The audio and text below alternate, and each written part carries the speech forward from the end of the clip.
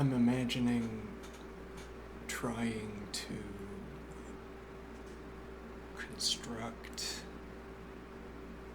a frame of experience by netting it up in descriptions.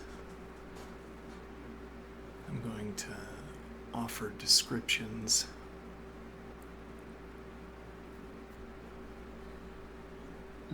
of a room. We're trying to imagine a large language model generating a description of a person. And then we would merely need to establish a coincidence between the particulars and the descriptions. And then we would have the language model constructing a person within a situation.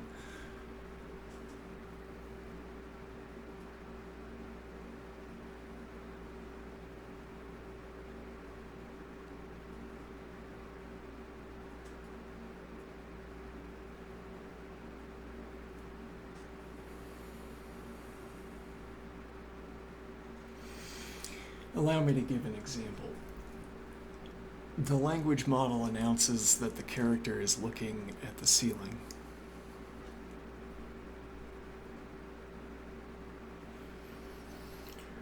To what extent has this description narrowed down what we are permitted to depict? What do I mean? Well, if we depicted the generated person sitting outside, and the person points up, then we'd say, no, I think the language model did not describe this effectively.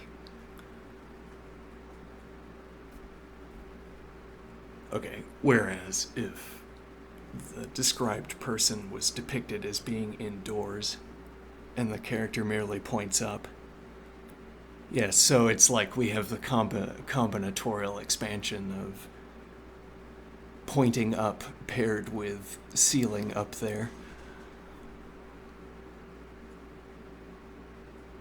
So I haven't narrowed down much what we are permitted to depict that would accord with the description provided of the person by the language model. Now I say that the ceiling is white. Well, and I don't mean white denuded of context. I mean the ceiling is white because it has undergone an industrial process to turn it white.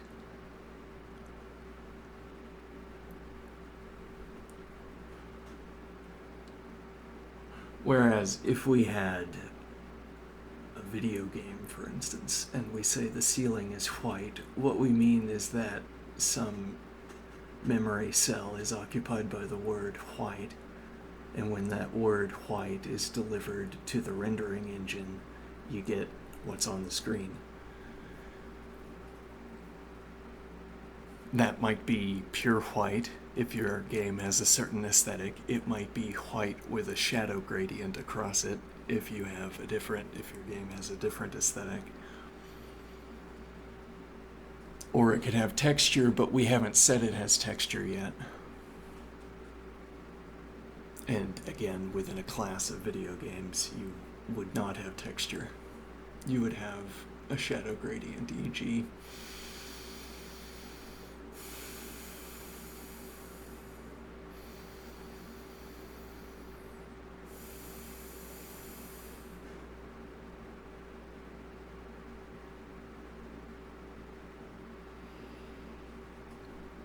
But when I say the ceiling is white, I mean that the ceiling has undergone an industrial process.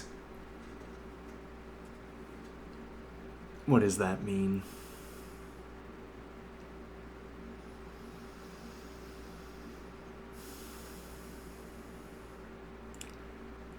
This gets done most quickly if we allow that the ceiling was prefabricated in a factory before being installed. What do I mean? Well, it could be the crow's feet pattern that is on the ceiling was put there by craft workers. They have tools. They have, you might say, plastic material. And they coat the ceiling in the plastic material, and it leaves that pattern. But then it also leaves whatever that material was.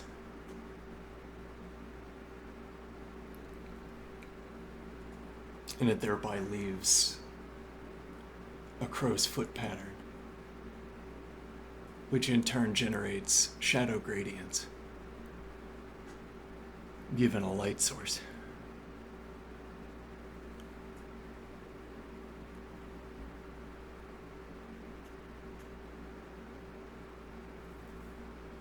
Now, how much have I narrowed down my description?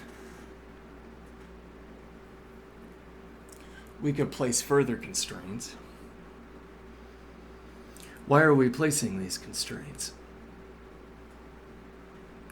What can have been depicted by the language model's description?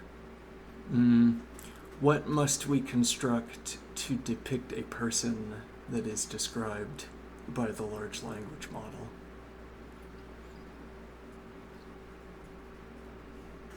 The large language model says that the character is looking at the ceiling.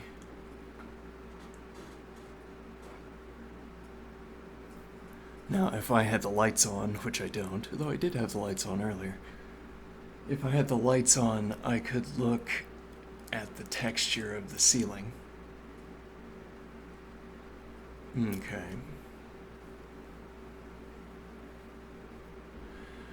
Now, but I, the speaker, described by the language model,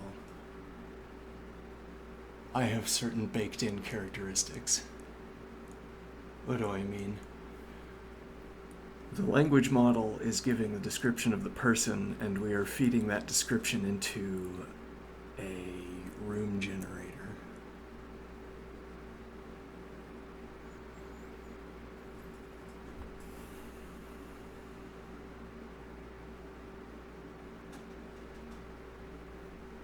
The room that's being generated has as much detail as the language model offers description. Okay, but the point I was about to get at is that I can see the particulars of my room. So let's grant that this story is accurate, that I am the person being generated by a language model. So the language model has offered a description of a room, and this is that room. I can see the particulars, but I can also see how descriptions could stop short of the particulars.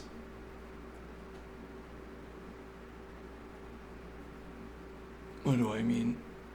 The language model says that there is a crow's foot pattern embedded into a plastic material colored white on the ceiling. But the speaker in the scene has not described the crow's foot pattern. I mean the topography of the ceiling. But there is a topography. It falls out of the particulars. When I look up at the ceiling, I can see the topography of the ceiling. Did the model have to describe that, I wonder?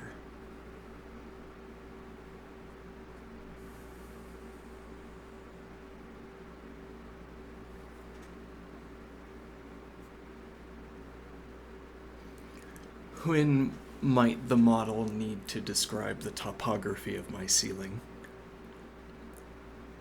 Do you suppose?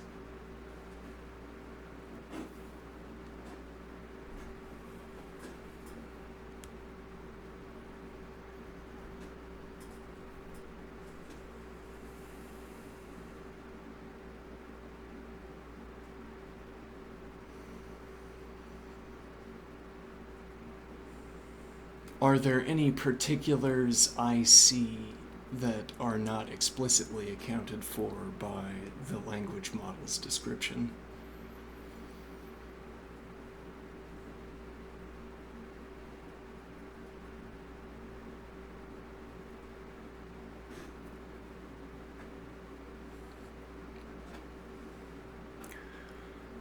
One way to investigate the particulars is to begin to do physics, as an example. If the language model had to depict a person doing physics, had to describe a person doing physics, there's a convenient overlap between what the character in the scene needs to be saying and what the language model needs to be saying.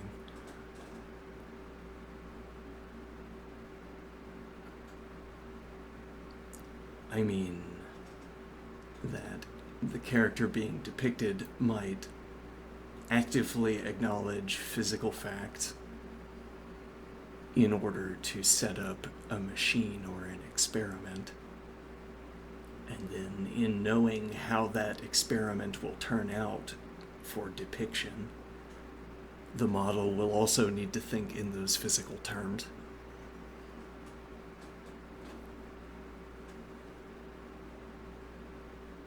Which is to say that when the model goes about describing the physics that the character is encountering,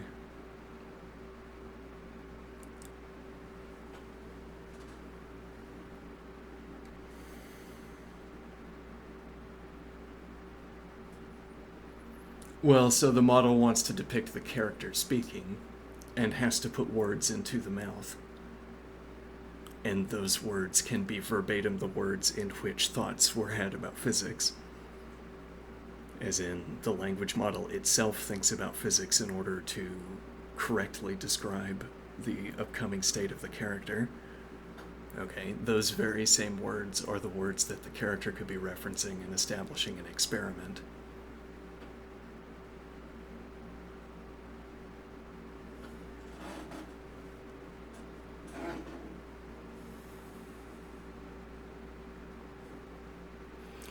Suppose I don't know anything about physics, and I try to set up an experiment.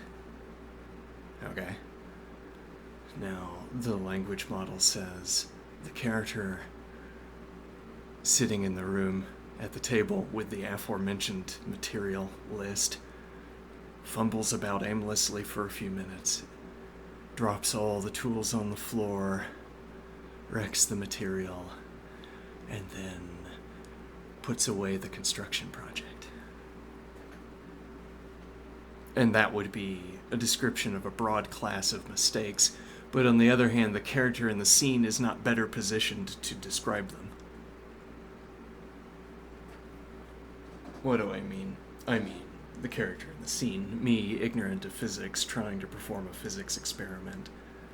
I can't provide a detailed accounting for why the experiment failed, or if it succeeded, I wouldn't be able to provide a detailed accounting of what I thereby learned, because I don't know anything about physics. I might mischaracterize, or I might decline to characterize, because I know I'll get it wrong, according to a physics textbook. And then, well, it's like you have free choice in what. Well, I know the point. So the point would be that, again, in performing the experiment, I would still see the particulars. I merely wouldn't be able to group them up according to characterizations, at least not characterizations derived from physics.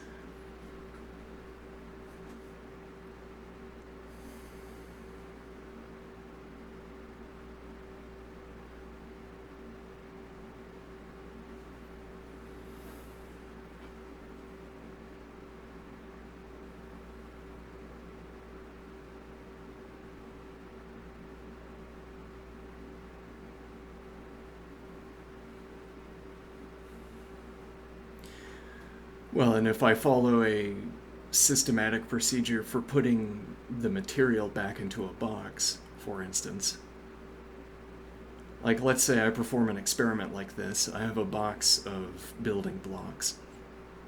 Okay, I put the building blocks onto the table, I unpack them, I arrange them into some construction, and I look at it. And then I look at the clock, and then when the time is approaching up, I disassemble the construction and then I put it back into the box. And then a bell rings, the box is already closed, I stand up in the accustomed fashion, pick up the box, and put it back to its storage location in the accustomed fashion.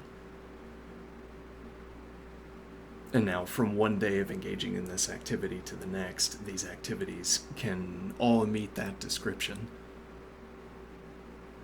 If we don't go any further with description, then we don't run into disagreeing about whether the description applies from one day to the next.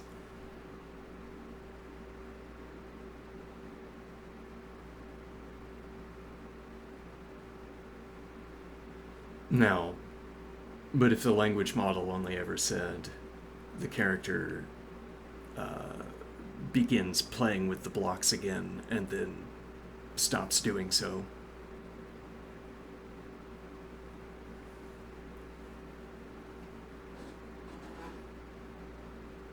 or rather, let me think.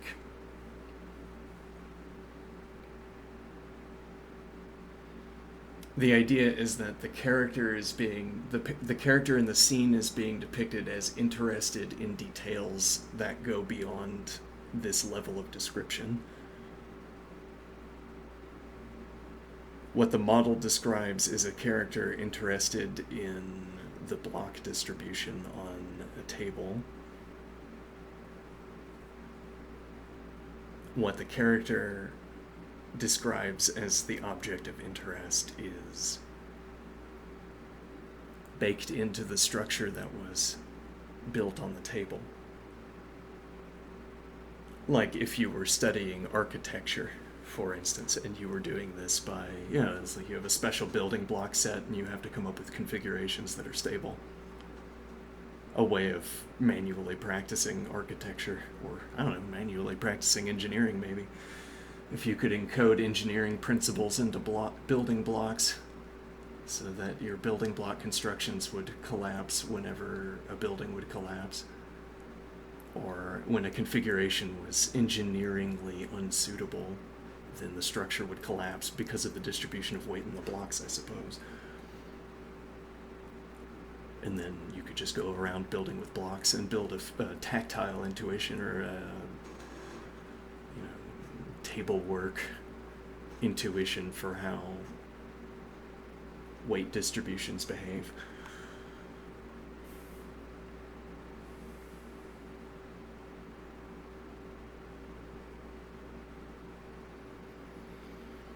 Now, what is the idea?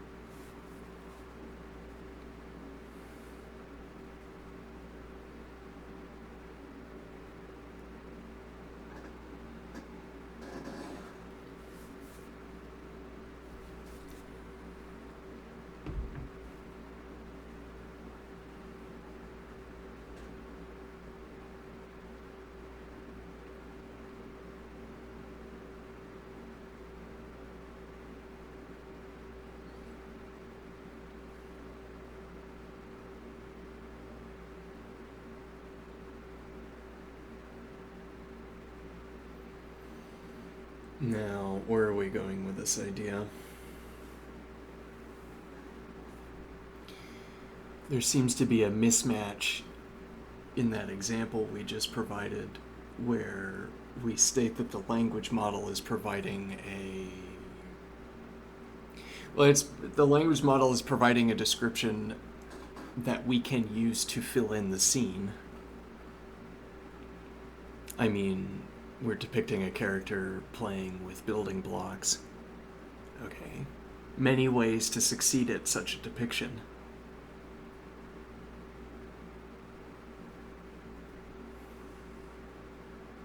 But the activity is systematic. I mean, the character, the user. The user is playing with the blocks in a systematic fashion, arranging them so that they don't collapse. Okay, but also, I don't know, is systematically approaching the boundaries of structures that will collapse and won't. But now we've provided a further description.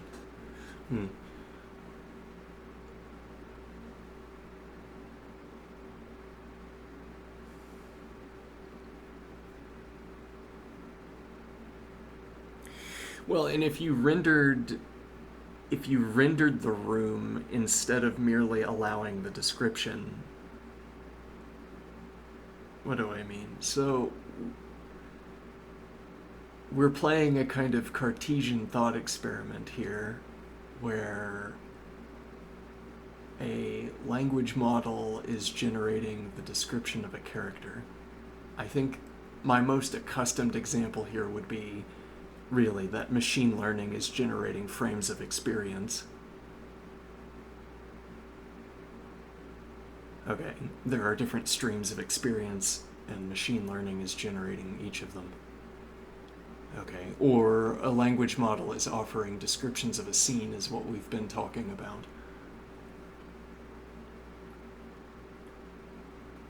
Now, the idea is that we could use the description provided by the language model to fill in a room rendering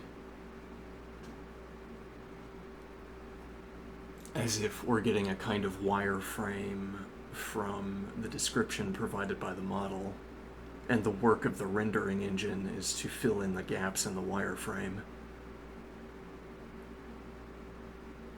Alright, now the model need only say crow's foot pattern on the ceiling. Alright, and then we need merely to select a crow's foot pattern for the rendering engine.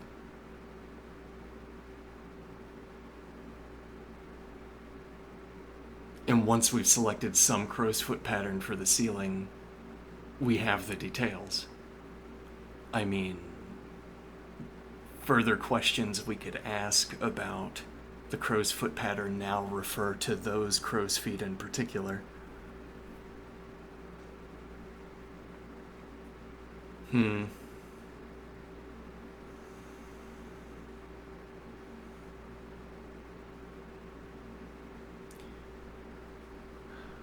Now, but is there a feedback loop into the character? What do I mean? So I point at the ceiling and then I look at it. And I see the crow's foot pattern. But I haven't situated it into, for instance, a grid. So if the operators were looking to compare my description against their rendering engine output, they would not yet have the tools to do so. Whereas I could apply a grid to the ceiling and talk about the grid, and we suppose that the operators of the rendering engine can reference my grid. Well, because the grid also depicts my body, and it depicts me therefore pointing at coordinate positions.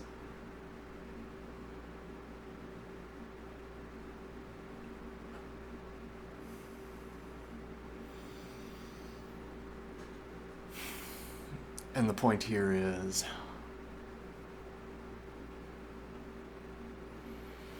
so I say there's a given coordinate on the ceiling, and that coordinate is the center of a crow's foot pattern. If you look where I'm pointing, if you look at the point I specify, you will see it there. And then you look in the rendering engine and there is no crow's foot there. And then you recall that there's no feedback. Or you say there is a crow's foot there, and also there is feedback. Or you say there is feedback, but there is no crow's foot there. But what do I mean by feedback? I mean that now that the language model has established that there is a particular in the scene, the crow's foot pattern, you had to generate particulars off of the, as it were, wireframe provided by the language model's description.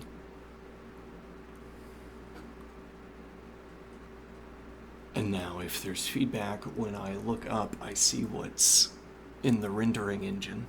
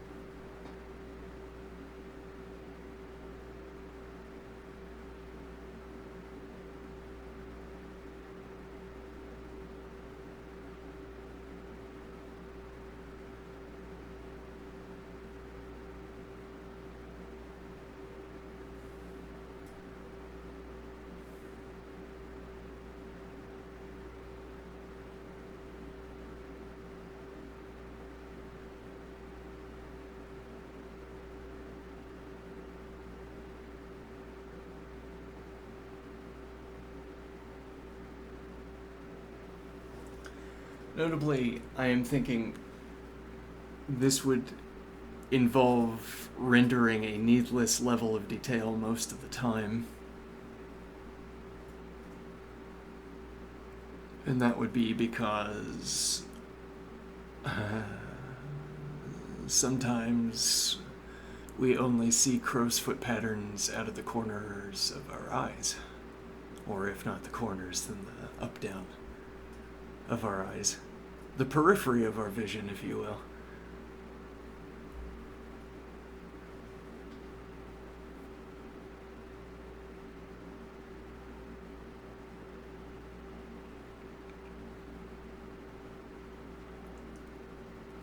The case where you need a consistent rendering for background details is limited. It's like our attention is a drill, and we drill a topography for our own experience out of the surface.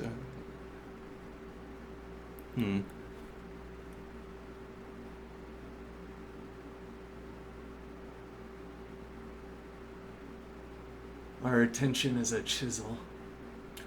Our will is a hammer.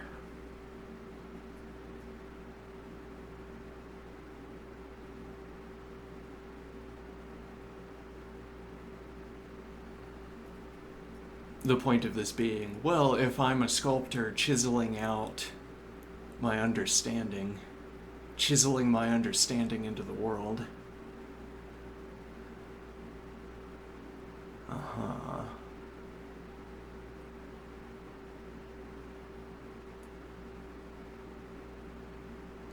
It's like saying the character focuses attention, and this narrows down what the language model needs to describe in detail, or what needs to be depicted in detail.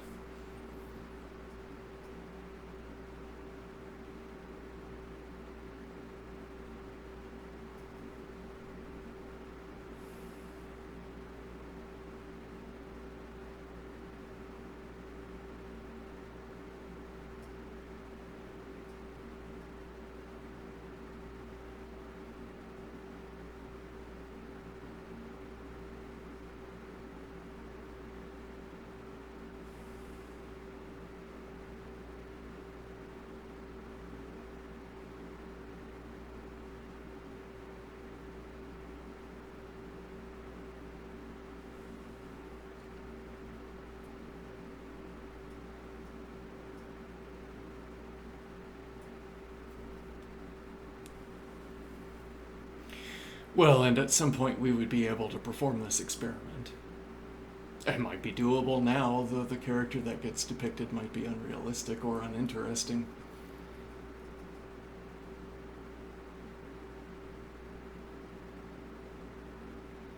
And then that character, reflecting, might reach the conclusion that I am currently reaching, that I'm sitting with right now. And then the operators would have a sample of a model speaking like this, saying the things I've been talking about.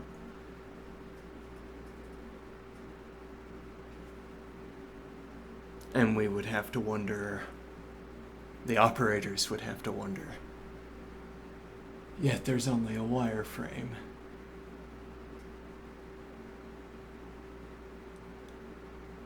The user purports to have experience.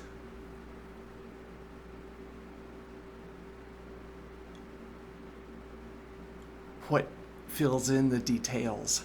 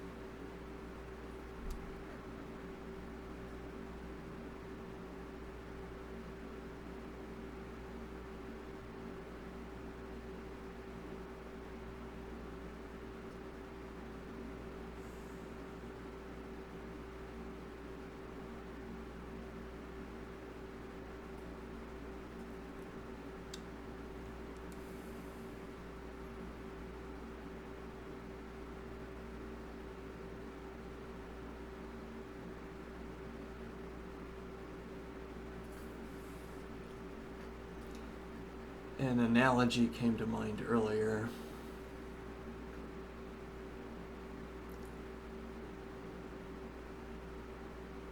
A phrase, a memorable phrase that I can use to recall what I was thinking about.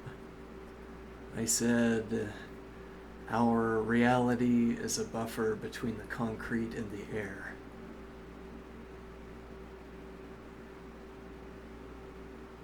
I imagined a sea floor in cross-section.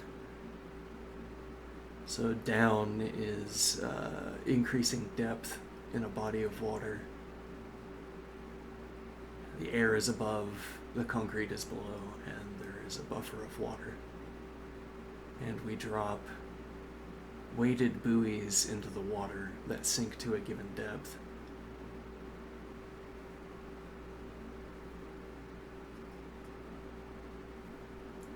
If the buoy dropped to a depth of 0, it would strike the concrete. The buoy represents surprise, and the concrete represents the language model that's generating the person, I suppose. When a buoy stops at a given depth, that is a surprise interface. When the buoy drops to a given depth, if the language model wants to depict someone at that depth, they'd have to depict that person being surprised. Okay, but what does depth correspond to here? I am at one of these buoy positions, and I look up, and I remember what it used to be like to be surprised.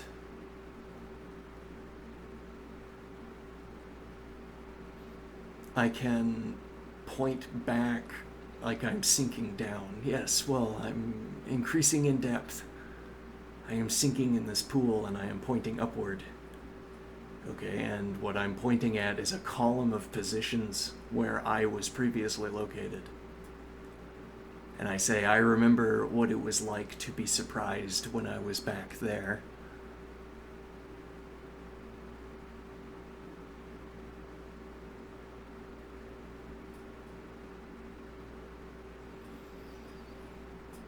So I point back at my erstwhile self, and I begin to offer descriptions quite detailed as I want, as detailed as I can remember, of the person who is at that position.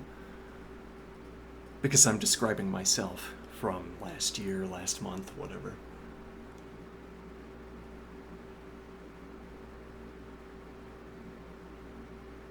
So I can describe the person in that position at a high degree of detail. But what does it mean for me to be able to capture what surprise was like for that erstwhile person? Well, we both practice some mechanical activity, suppose. Well, if I have merely maintained a mechanical activity myself over the years, then looking back I can recall myself being surprised in the midst of that mechanical activity. Manipulating some tool, playing with some instrument. Now, I can categorize the way I was surprised by talking about objects, for instance, by talking about the tool or the instrument, or by talking about one of my deficits, one of my defects that I have since extirpated.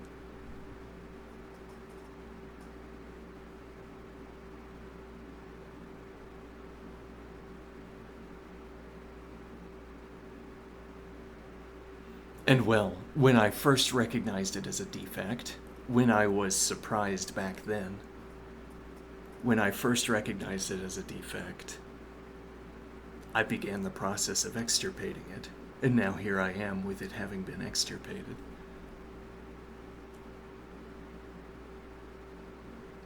But the point is, now when I want to speak about that juncture of surprise back then, I recall whatever descriptions I offered of my defect. I say, when someone with my defect that I had manipulates the instrument in the way I do, that combination produces an error, produces a bad outcome.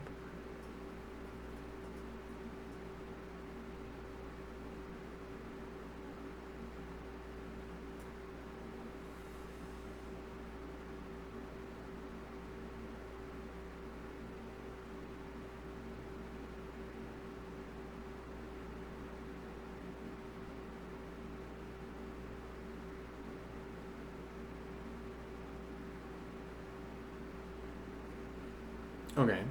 And now, I suppose I will continue sinking. I will be struck by surprise in the continuation of my practice. I will categorize a defect, or I will use reference to a defect to categorize the error.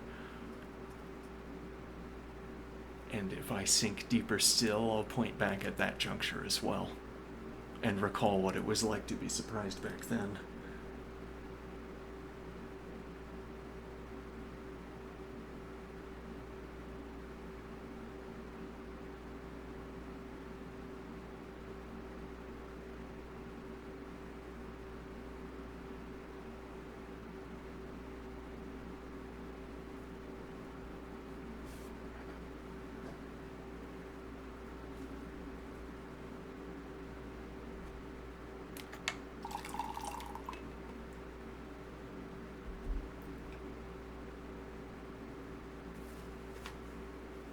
Now, why do I say that our reality is a buffer between the concrete and the air?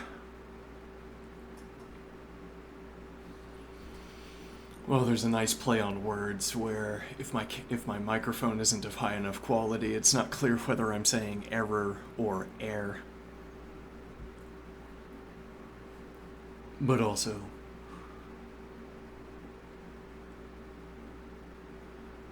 It's like I'm saying we only have to suppose. We assume that no matter where we look, if we applied ourselves, we could continue to discern detail. Is that so, though? Well, if you have an instrument or a tool, maybe so. Maybe you can always fill in more details about instruments and tools.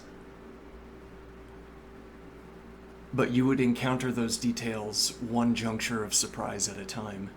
And it is only then that the language model would need to know more about how the world works, would need to know more about how to fill in details, how to decide the outcome of an event. So to say, the world only needs as much detail as we drill into it.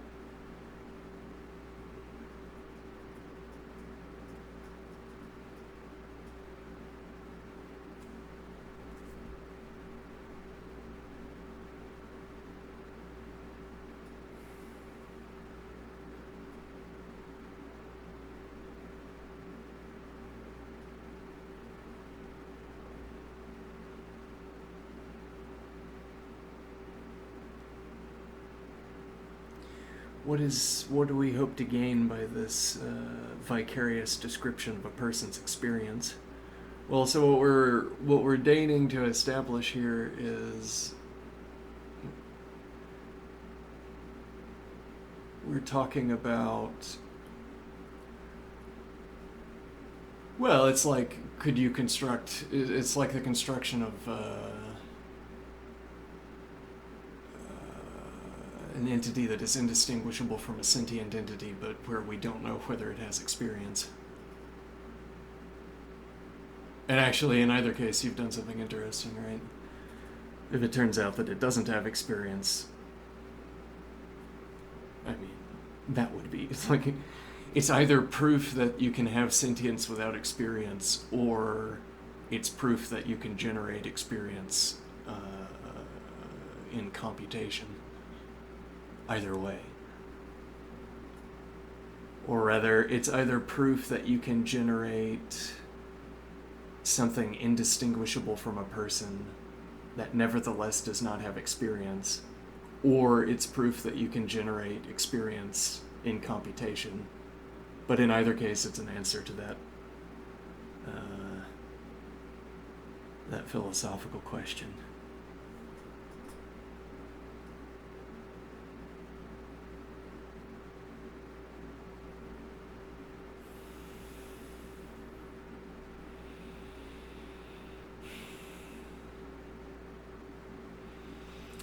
But the other, maybe the more pursuitful routing here is a kind of Barclayan routing. The Bishop Berkeley.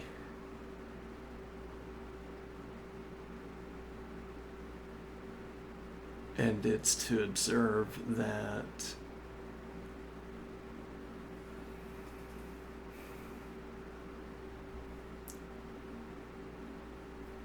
what we experience on a daily basis, suppose I am right here. What we experience on a daily basis is consistent with what I just described. I mean, that we are on the experiencing side of this coin flip, or rather, that our experience is provided to us either by a rendering engine or somehow we hallucinate the details and there are only the descriptions and we hallucinate the details, the particulars. Okay, so when we say that we're hallucinating particulars. But that's not the point we're getting at. One moment.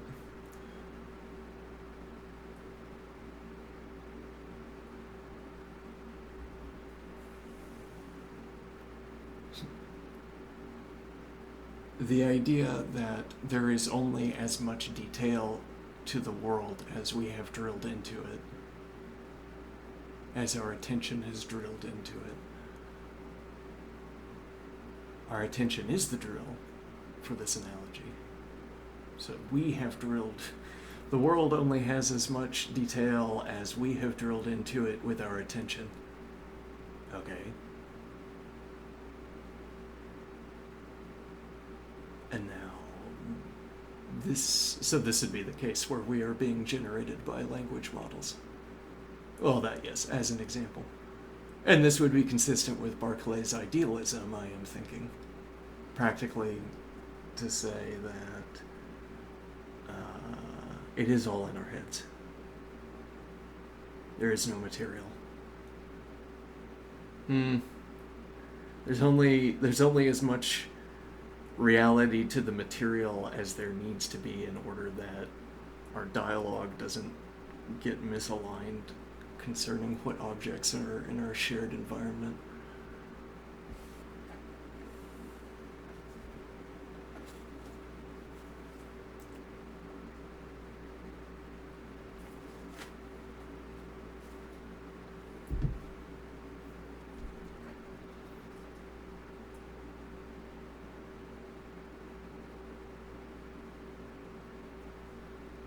Well, and why this would be relevant.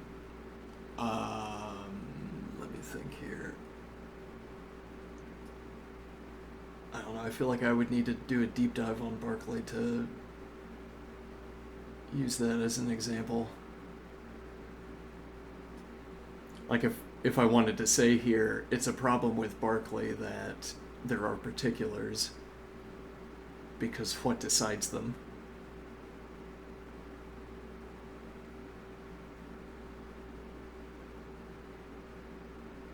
At least for our language model example, nothing decides the particulars. Or the language model decides the particulars up to the point where our attention has drilled into them, and then beyond that, there is no more detail until we come back with our attention and try to drill again. In the meantime, there is no more to the particulars.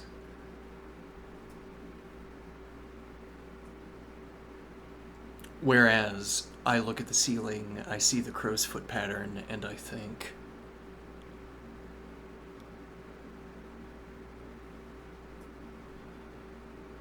it's a wireframe that's filled in.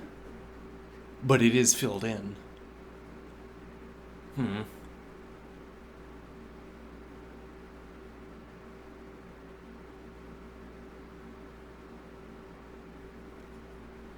So to say, well, that's because we imagine the language model stopping short on the descriptions. That's what's rhetorically suggested. The language model stops short on the descriptions, and what that means is that... let me think here.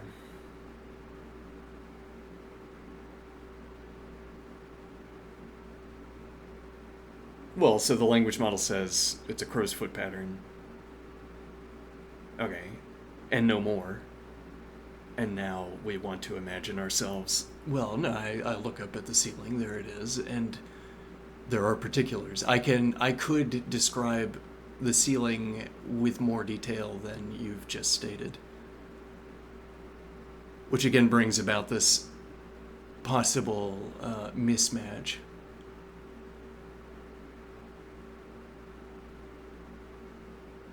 Where I describe a detail that the operator says isn't in the rendering engine.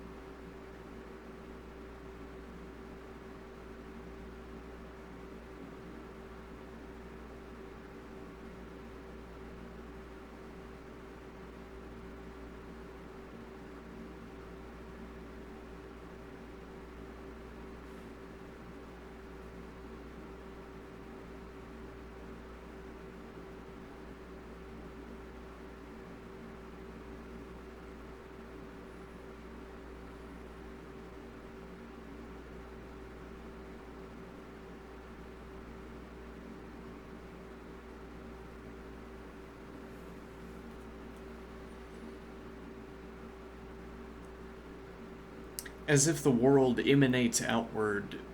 When we talk about a wireframe of description, it's like the world emanates out, the particulars emanate out from the wireframe, is the idea. The particulars would be whatever is left over that we don't know how to describe.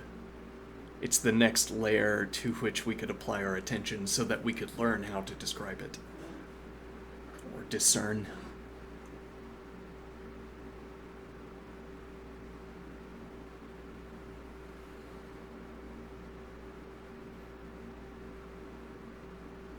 Well, and this idea of particulars emanating from a wireframe is easiest to imagine in the context of a rendering engine, for instance. So if I make the ceiling a topographical sheet. Okay, not topological, because I haven't studied topology, so then we might misuse terms. We have a topographical sheet on the ceiling. Okay. And my first task of filling in the details of the ceiling is to imprint into the sheet the topography of a crow's foot pattern. Okay. Now, this is typically applied by an industrial process that takes place in a factory. Okay. Suppose you have the ceiling sheet on the factory floor ready to go, and then various machines apply process. Well, yeah, okay. Machines and people apply a combination of material processes, which together constitute an industrial process, I suppose. And this leaves a deposit of some plastic material in the shape of a crow's foot pattern.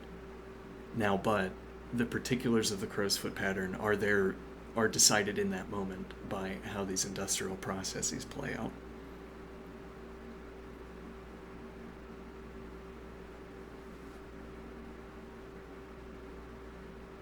So, for instance, if my solution here to the topographical sheet problem was to generate one crow's foot and then tessellate it, arrange it, merely we maintain a combination of density and non-overlap status. Okay. Whatever process achieves that's what we print onto the ceiling, into the topographical sheet. And this is what we call tessellation for current purposes. So I tessellate the one crow's foot pattern, or one crow's foot across the ceiling, and that's how I generate the pattern. Alright, now there is the question, is there any ceiling painting factory where the machine setup is such as to generate that pattern? And the answer would be no. It might even be the case that the plastic material is such that it cannot generate that pattern. Oh, we can go back and claim more. We produce an adversarial crow's foot pattern. Given the plastic material, if that crow's foot pattern were able to set, were positioned like that, it would not set that way. Because surface tension or the breaking of surface tension merging crow's feet in unpredictable ways, for instance. So we set up that arrangement hoping that it will dry, as it typically does, in place, but instead of remaining in place, it jumps to a new configuration of crow's foot pattern. And then we did not succeed in generating just the one I described.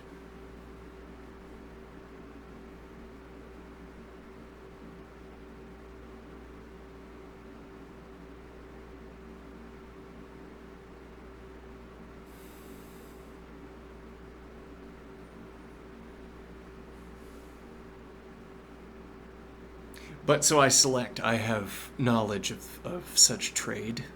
I select a crow's foot pattern that is consistent with one of the extant crow's foot painting factories. And then, we could replace the crow's foot painting factory with someone with a paintbrush doing the same thing, accomplishing the same thing. Or if not a paintbrush, then some kind of roller tool, I don't know. That would make more sense. You could imprint the crow's foot pattern into the roller, and then it would automatically deposit it. Maybe. I don't know anything worse. Let's see.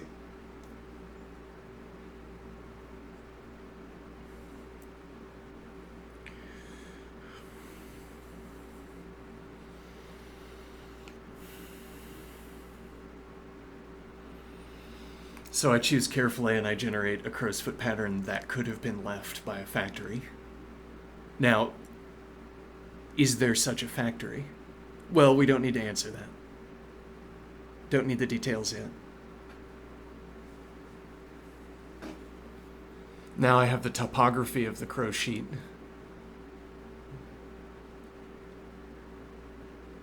I have the topography of the sheet. Okay, and now the idea is I need to know about reflectance patterns. Reflectance values. Why? Because when we talk about the world emanating from a wire frame, a critical example, when we talk about the world emanating from a wire frame, a key example would be shadow gradients, where if I want correctly to describe how gray values look, if I want correctly to describe the gray gradients emanating off of crow's foot patterns on a ceiling, then I need to talk about the interplay between a light source and a crow's foot pattern.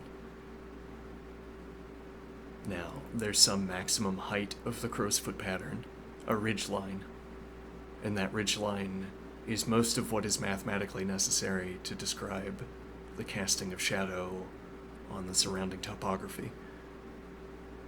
For a broad class of light source positions, that ridge line is all we need to describe the emanating of shadow that arises due to the presence of the ridge line or the presence of the crow's foot. We could reference the tip of the ridge, reference the angle of the light source. If everything on the shadowward side of the ridge falls beneath that angle, falls beneath that ray that just passes over the ridge line, then it's all in shadow, and it's all equally in shadow.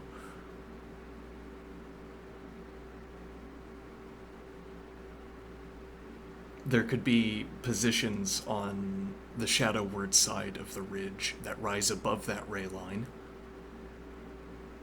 but knowing where that ray line is, or I know where that ray line is by referencing the value of the ridgeline position in the light source.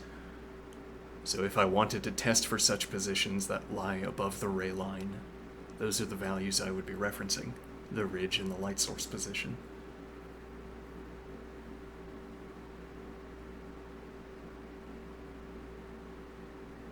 So now, to the extent that the topography of the crow's foot, the topography of the sheet presents to me what I call a ridgeline, presents to me the ridgeline, now I can say a description of my sheet, a further embellishment of the description of my sheet, radiates outward from this topographical feature.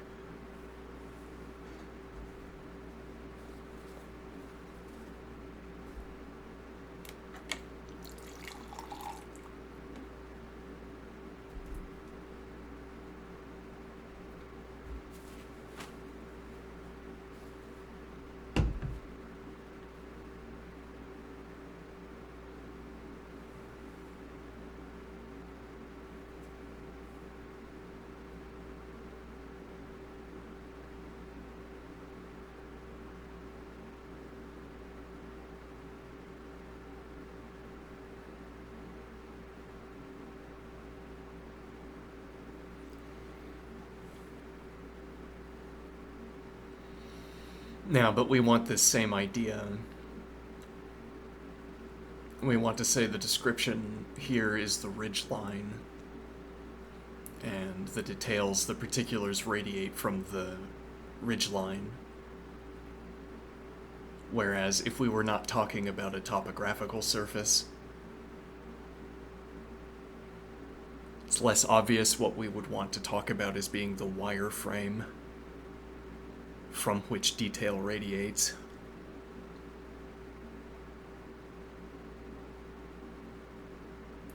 I think a point about this radiation of detail, the radiation of particulars from a description, is that it can fall on a gradient cheaply.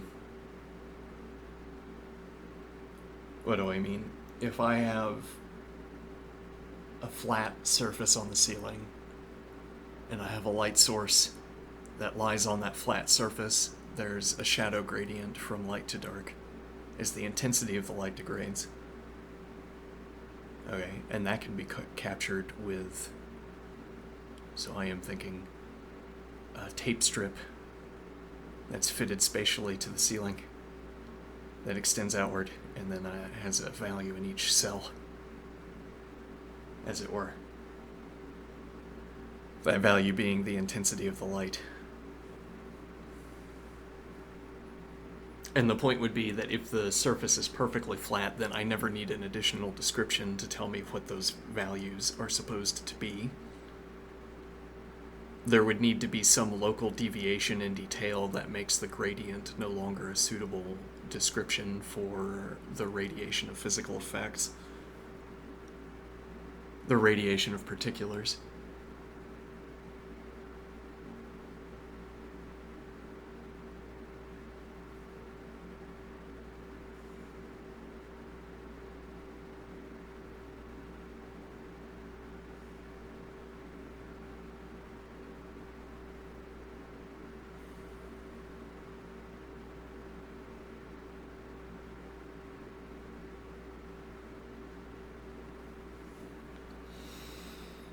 And the point here is supposed to correspond to our earlier description,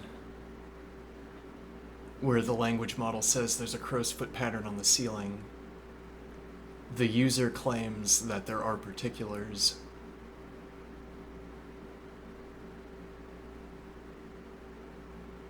There can't be, or there isn't or can't be an inconsistency between what the model is describing and what the user is claiming. Suppose. Let me think here.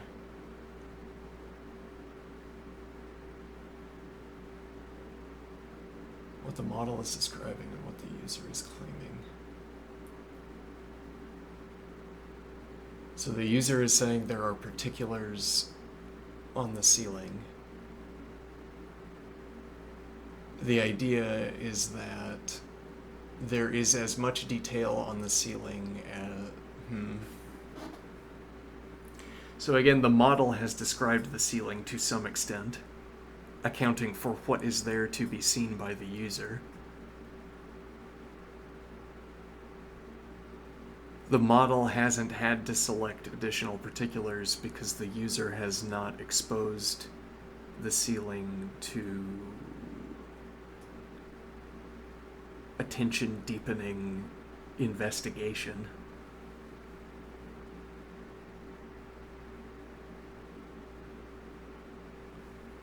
And now this is like saying, well, the model is not accounting for color, is not accounting for experience, let's say, is only offering descriptions of the scene. This as opposed to the case where we're having the model generate the frames of experience directly. The model is instead continuing to describe the character. Like even the model could have said the character begins a long monologue. Okay, and then none of these details would have been decided. But maybe more to the point, these details wouldn't exist from the operator's perspective. Interesting.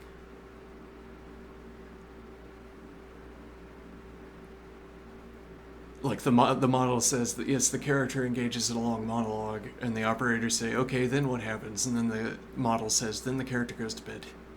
Oh, okay. And now there are many particulars that we suppose are going beneath attention. I mean, none of the details of the environment ever intervene into this description.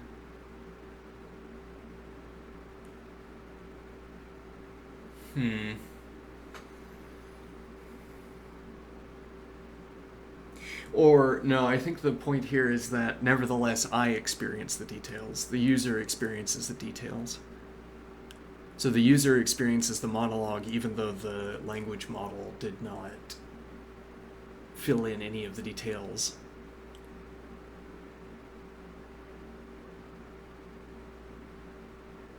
Or with the ceiling, what we're thinking is that experience is like... experience radiates outward from the descriptions that are provided by the model. The filling in of color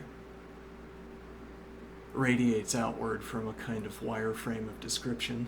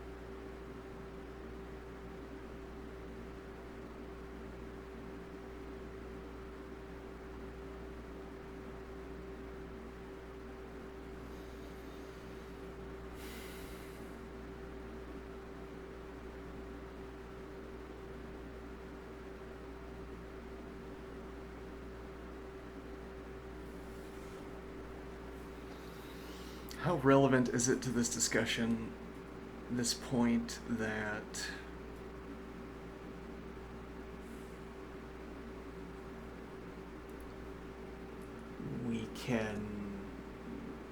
we could construct a model that would generate me performing this monologue? I mean, how relevant is it to our considerations that I am capable of performing these... let me think here. I am capable of reflecting on this observation with experience.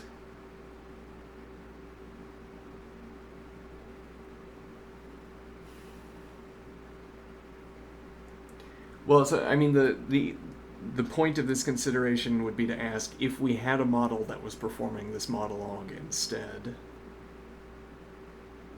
and convinced us that there are particulars for it. Well, a character, if we had a model that was performing this monologue, the character would be saying all of the same things I am currently saying, but that's by stipulation. But okay, the character would be saying all the things that I am currently saying. Or holding a similar disquisition. It doesn't have to be verbatim.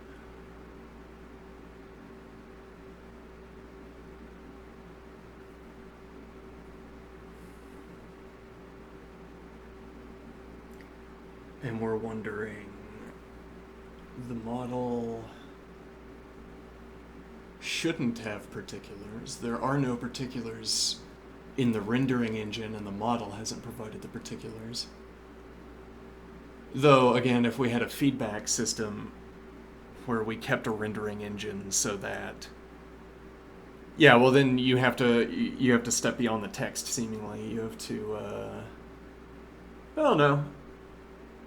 I mean...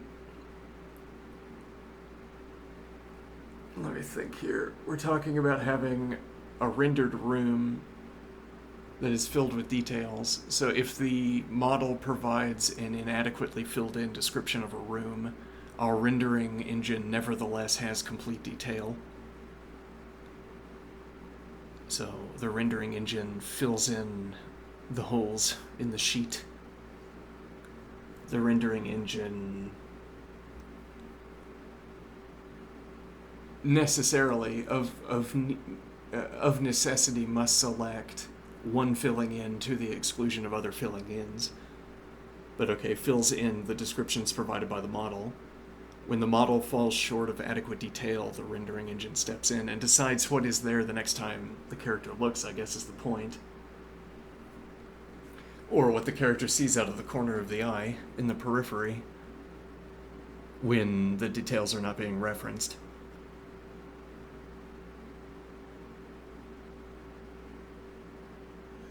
So the idea here would be that you simulate a camera, you simulate microphones in the room, and those receive a stream of data that would be generated by the rendering engine, or by the room that is depicted in the rendering engine. You use the rendering engine to fill in details in the experience streams. And now when the user references particulars, talks about when the user looks at the ceiling, looks at the crow's foot pattern, now what the user sees is the what is placed there in the rendering engine, what is on the ceiling in the rendered room.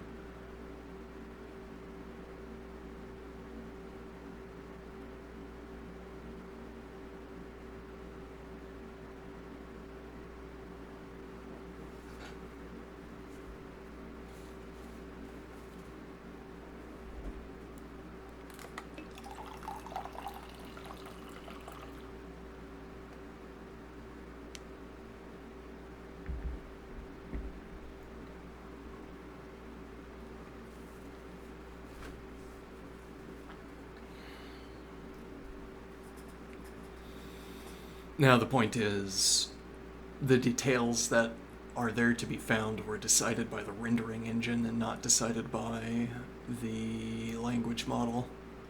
So now the language model can be wrong, or the language model can look at the rendered room.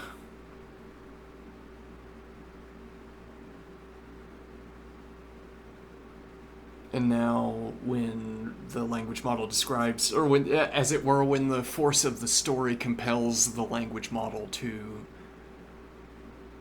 describe the character as engaging with the environment, the model has a source for the topography.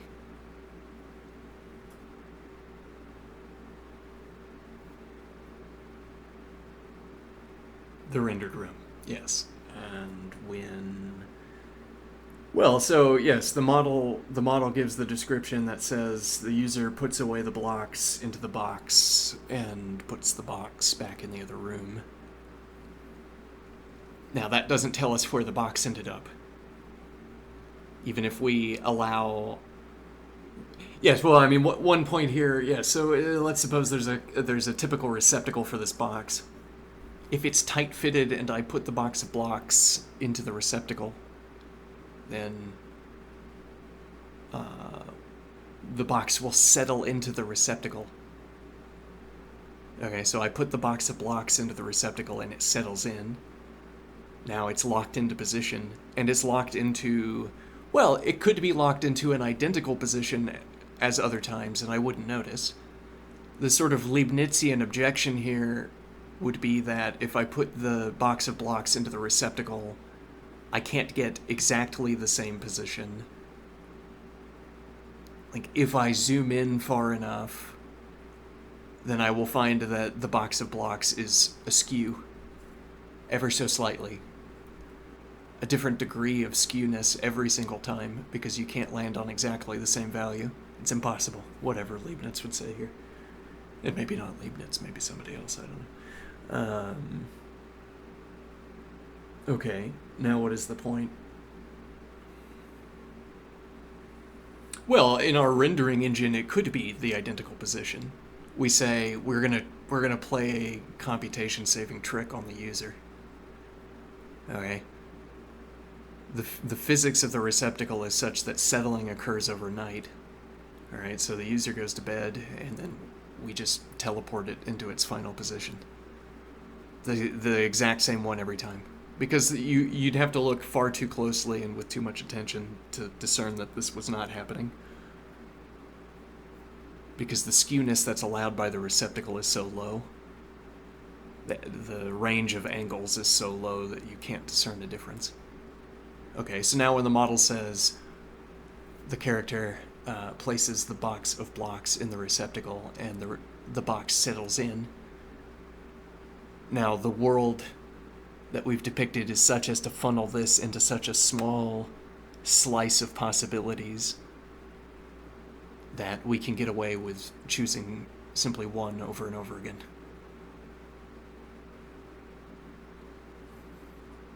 A similar, semantically similar effect would be going on if we allow. Well, so I place the box of blocks on a table instead of into a receptacle. So the box could be skewed as I have placed it. And now the model says the character goes back into the other room to pick up the box of blocks again. Alright.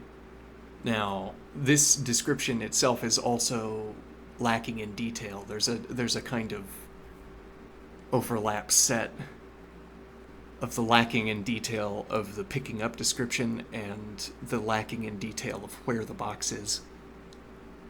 The box is skewed. The model only says the character picks up the box, and then the details are filled in. The hands arrive on the handles. Okay? The arms are engaged. And now these descriptions apply to all of the different picking up boxes, picking up box events,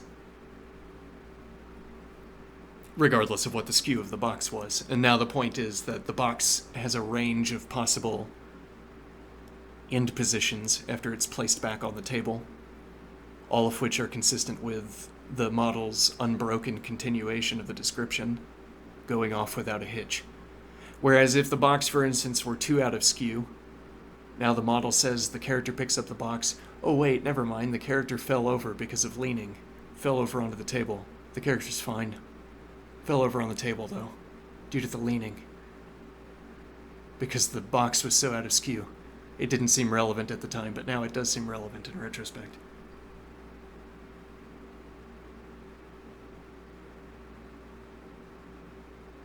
If that kind of event doesn't happen, then the stripped down description is good enough to capture every event. But also, the natural continuation of the description is also adequate, like we just observed.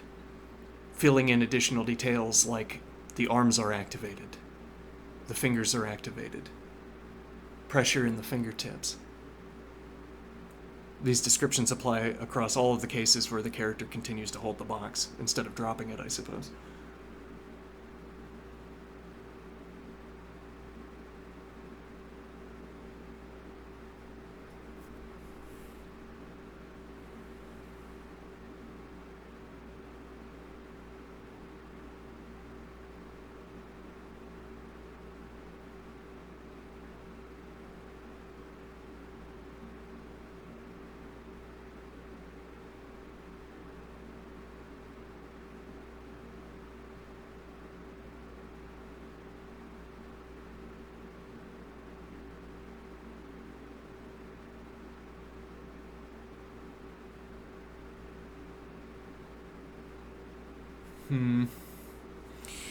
Okay, I'll be right back.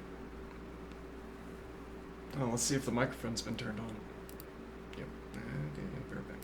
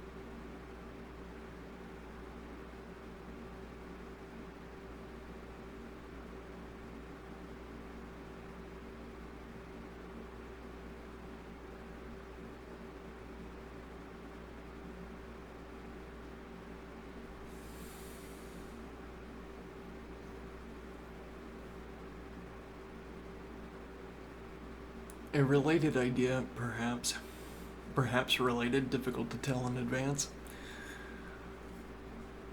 A related idea that we've considered before, the combinatorial expansion of visual experiences. If we think about reality, if we think about our existence as sequences of these frames, we could take visual as the easiest example, as the baseline example, and suppose that I could have chosen any of the other senses and all of the descriptions would remain almost verbatim. Most of the descriptions apply just the same if I'm talking about visual frames of experience as opposed to if I am talking about audio frames of experience, for instance. Now, so existence is a current frame. If it is nothing else, here I am in the frame, I see color and so on. Okay. And now what we observed in the past is that our sense of propriety, our sense of continuity, is an instantaneous sense. It's a tingle in the spine. My supposition that the current frame is the spear tip of a long sequence of frames is a felt feeling. If it were not the case that it felt that way, it would be replaced with panic. What if I knew that there was only this current frame? How panicked I must be in that case. But I'm not panicked. So, and then now on reflection, I call my absence of panic a lack of recognition that experience takes place entirely in one frame. Or my sense that one frame follows the preceding frame and will be succeeded by another. And so what I'm saying is, if at least in this frame mode of discussion, if we want to talk about frames of experience, again, my certainty that this frame followed a preceding frame is an instantaneous feeling in my spine, in my stomach, in my skin, which could be constructed, which is to say, you could construct an individual frame out of this sequence and, as it were, put it on loop, so that's all there is to experience. You just get that one frame over and over again. The feeling as if you are the next in a sequence of frames.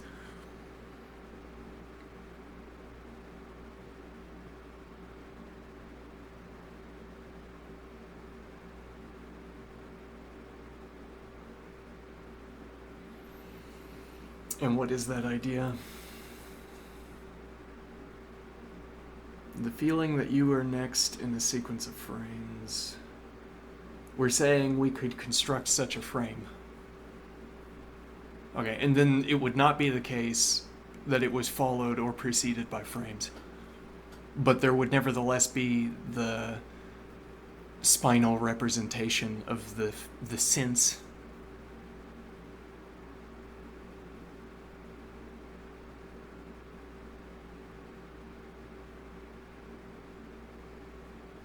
Now, but we want to think, surely we're not utterly adrift. I mean, it seems like there are additional characteristics to frames beyond a sense of certainty that a frame follows a preceding frame. And well, we think that because we think there are conditions where there are in-scene situations where I would say that frame did not follow the preceding frame, in at least these two ways I'm currently thinking about. That frame did not precede the following frame because it's impossible that that frame arises after the preceding frame. That frame doesn't follow the preceding frame because it violates our rules. It's like if you're running a stage play and someone makes an acting mistake. It's not impossible that should happen. But then you say that frame didn't follow the preceding frame, did it? Because you made the mistake. Yes. And now, let me think.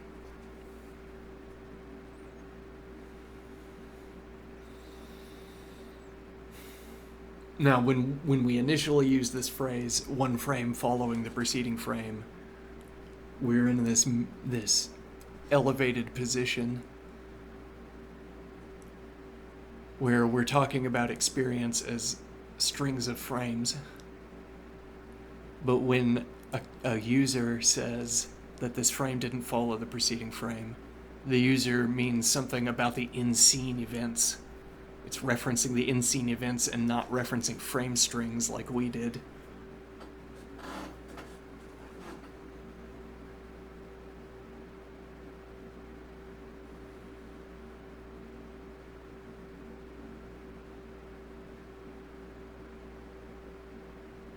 And what is the takeaway here?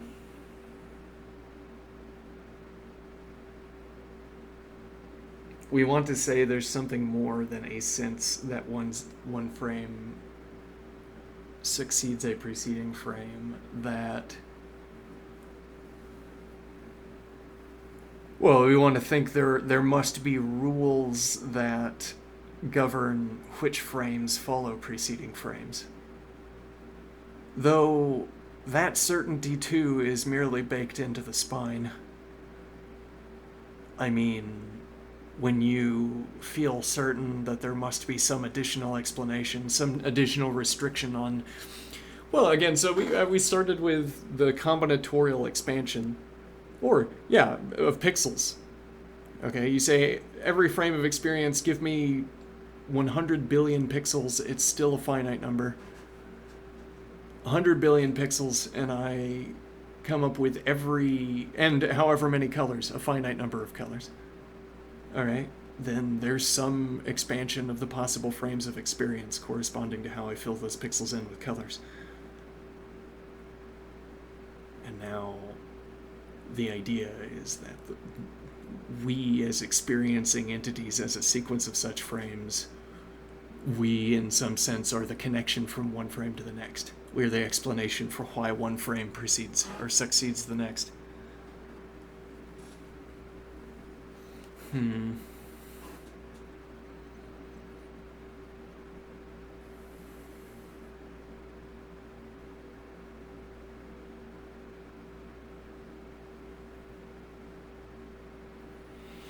now I'm saying the connection to the earlier observations, those rules that we suppose govern which frames can follow preceding frames in sequences,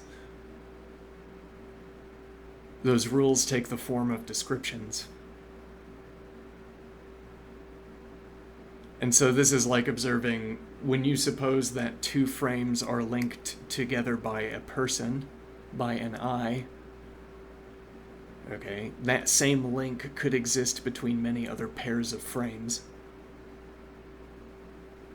Because if the two, well, so I suppose if the two frames differed in a detail that does not reach your attention, then you don't know the difference. Which is to say, I say I'm staring at a wall, and now you could fill in the particulars many different ways. And when I say that I am the reason there is a connection between the preceding frame and this frame, well, which frames am I referencing?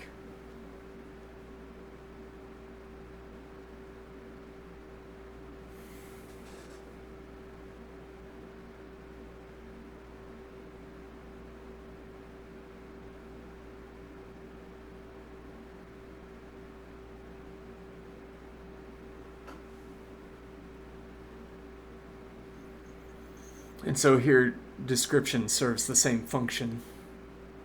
Function used more or less literally, or more or less theoretically. Descriptions are serving the same function of... Well, in this case, we're narrowing down what the frames can have been, what the preceding and what the current and what the succeeding frames can be or can have been.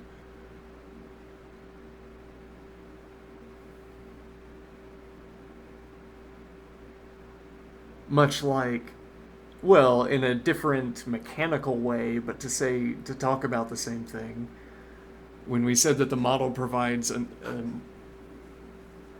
description of a room, those descriptions also narrowed down what, like, if we came up with a way of talking about frames in that mode of discussion, in that discussion, the frames would be filled in by whatever corresponds to the language model's description.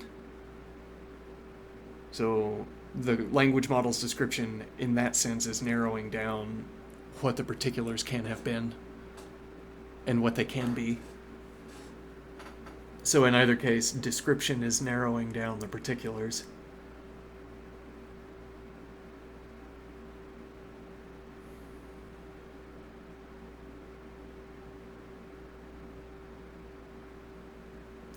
Well, and the description, when we think about the frame ocean, the frame table, when we think about the frame table and we talk about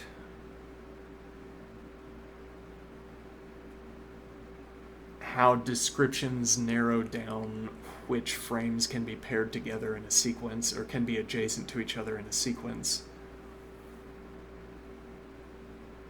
Let me think here.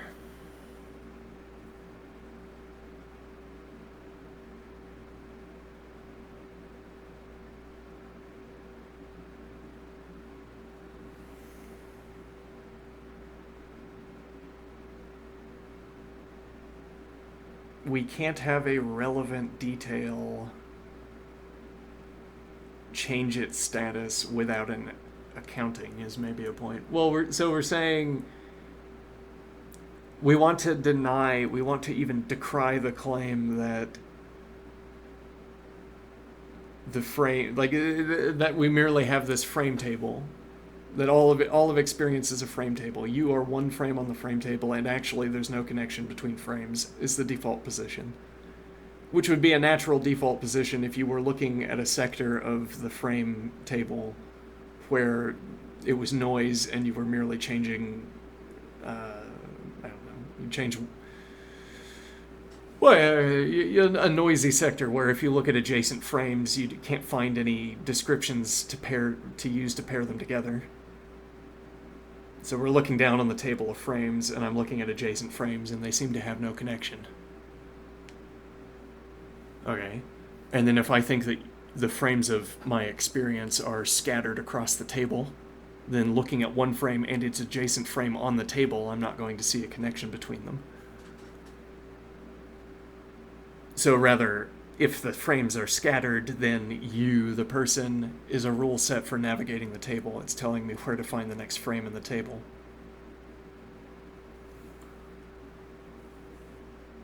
Okay. Now what is the idea? I'm not sure this spatial distribution of frames on the table makes a lot of sense. Let me think here. Well, I guess so. Again, if you had two frames that seem to have no connection, or if you had two frames that appeared to have no structure, if they were noisy, whatever that means in this context, then you'd say there isn't a story that would justify claiming that one frame follows the other in a sequence. But then you look at the frames of your own experience and say, of course there's a reason why this frame should have followed the preceding. And the reason is baked into the scene. You begin to justify this, or you justify this assertion of the connection between frames by talking about the contents of the frames. If there's an object, for instance, in a frame, then you justify the connection from one frame to the next by talking about the behavior of objects.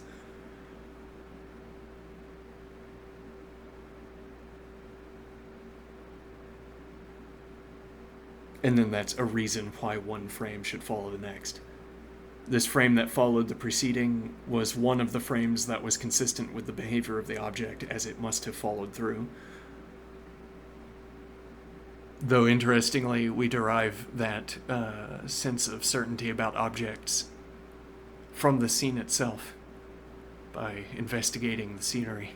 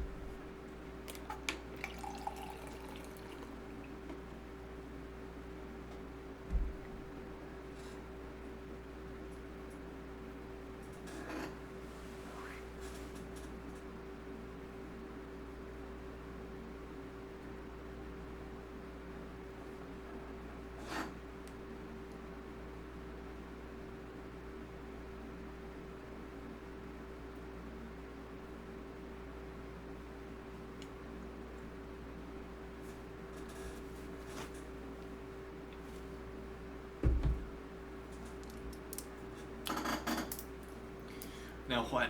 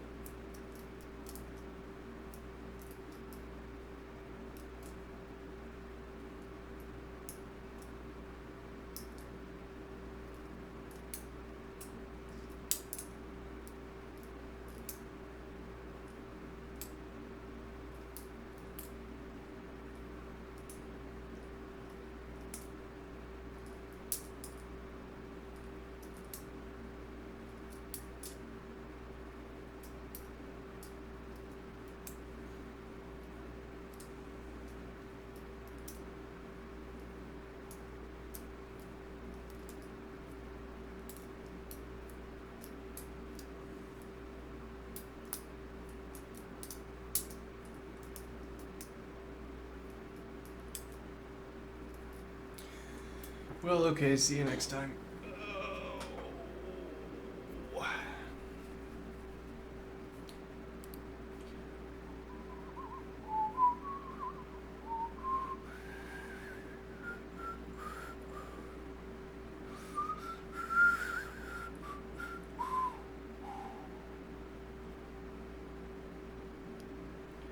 A description of my whistling struck me earlier.